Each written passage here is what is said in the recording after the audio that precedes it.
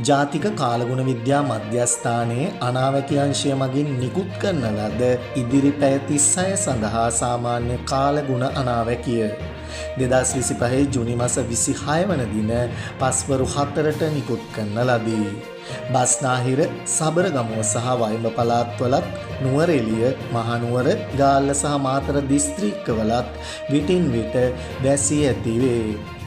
බස්නාහිර සහ සබරගමුව පළාත්වලත් ඇතැම් ස්ථානවල මිලිමීටර් 50ක පමණ තරමක තද වැසි ඇති විය හැක.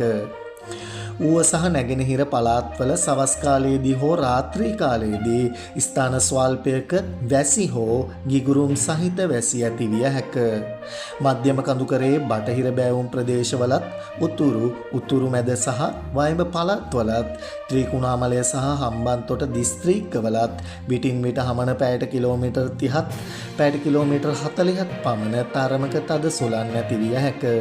ගිගුරුම් සහිත වැසි සමග ඇති විය හැකි තාවකාලික තද සුළං වලින් සහ අකුණු මගෙන් සිදුවන අනතුරු අවම කර ගැනීමට අවශ්‍ය පියවර ගන්නා ලෙස කාලගුණ විද්‍යා දෙපාර්තමේන්තුව ජනතාවගෙන් කාරුණිකව ඉල්ලා සිටිනු ලැබේ.